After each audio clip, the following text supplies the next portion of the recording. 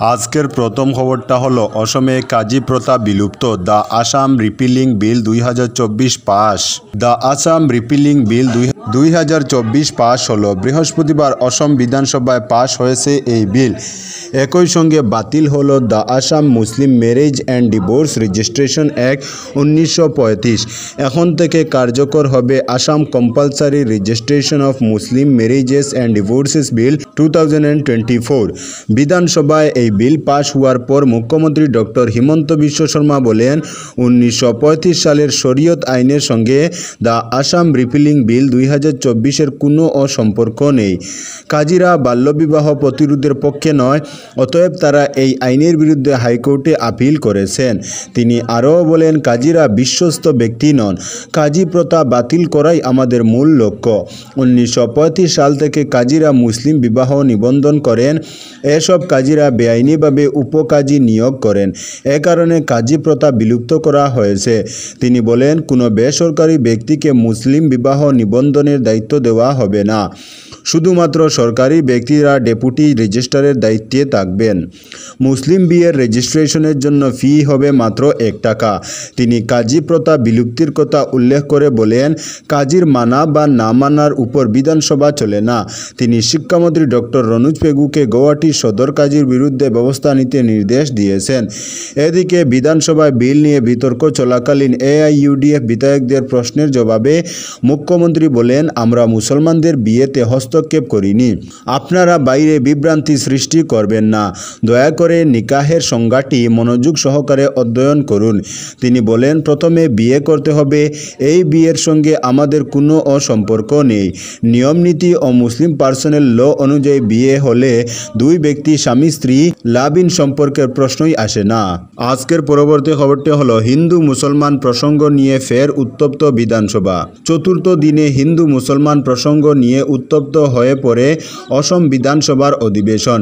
মিয়া সম্প্রদায়ের লোক থেকে হিন্দু শিক্ষিকাদের নিরাপত্তা চেয়ে বিজেপি বিধায়ক রমাকান্ত দেউরি বিধানসভার অধ্যক্ষের কাছে আহ্বান জানান।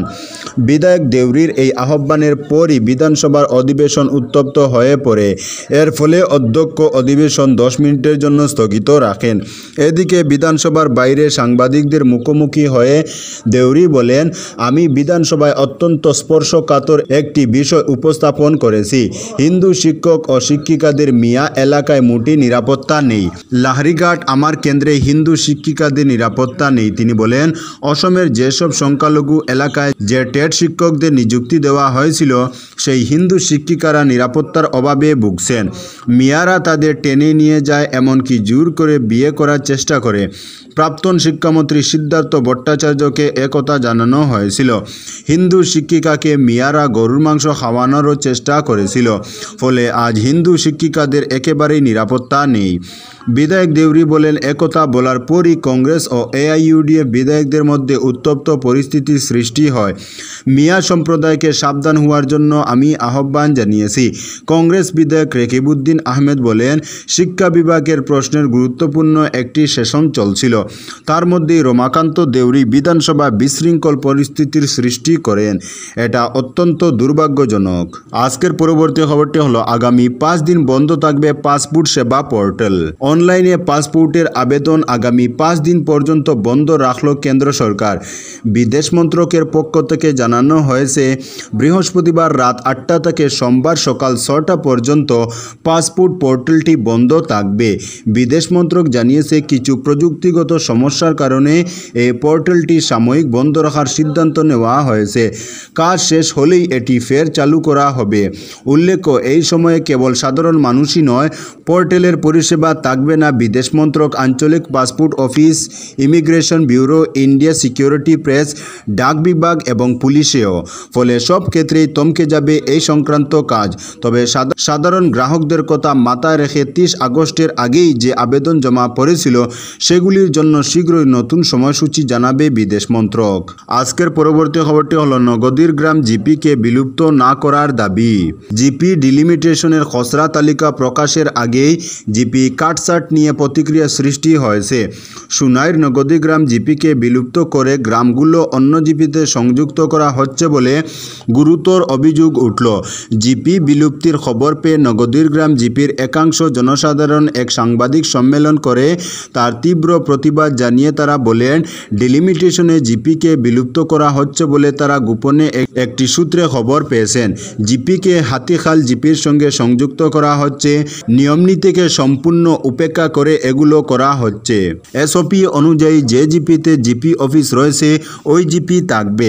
নগদীগ্রাম জিপিতে কোটি টাকা খরচ করে অফিস ভবন নির্মাণ কাজ চলার পরও এই জিপিকে সম্পূর্ণরূপে বিলুপ্তিকরণ করার চক্রান্ত চলছে। যদি জিপির জনসংখ্যা কম থাকে তাহলে পার্শ্ববর্তী জিপি থেকে একটি গ্রাম এনে যুক্ত করলেই সমাধান হয়ে যাবে। জিপি বিলুপ্ত করা কোনো অবস্থায় তারা মানবেন না বলে জানান। এদিন সাংবাদিক বৈঠকে বক্তব্য রাখেন মাইজুল হক মজুমদার, প্রাক্তন এপি সদস্য মঞ্জুরুল হক মজুমদার, নিহার রঞ্জন শুক্লবৈদ্য, মুসলিমউদ্দিন লস্কর, জয়নাল আহমেদ চৌধুরী, অলোক শুক্লবৈদ্য, দেবাশিস শুক্লবৈদ্য, কামাল উদ্দিন মজুমদার, শাহরুল হক লস্কর। আজকের পরবর্তী খবরটি হলো স্মার্ট মিটার বিক্ষোভ নিখিল ভারত গণতান্ত্রিক মহিলা সমিতি ও কৃষক সভার। স্মার্ট মিটার বাতিলের দাবিতে শ্রীকুনায় বিক্ষোভ দেখালো নিখিল ভারত গণতান্ত্রিক মহিলা সমিতি ও সারা ভারত কৃষক সভা। বৃহস্পতিবার দুই সংগঠনের কর্মকর্তারা স্মার্ট মিটার বাতিলের দাবিতে শ্রীকুনা ডেইলি বাজারে প্রতিবাদ জানালেন। সংবাদ মাধ্যমের সঙ্গে কথা বলতে গিয়ে কৃষক সভার জেলা সম্পাদক সুভাষ দেব বলেন, অতি সত্বর স্মার্ট মিটার বাতিল না করলে বৃহত্তর আন্দোলন গড়ে তুলতে বাধ্য হবেন সংগঠনগুলো।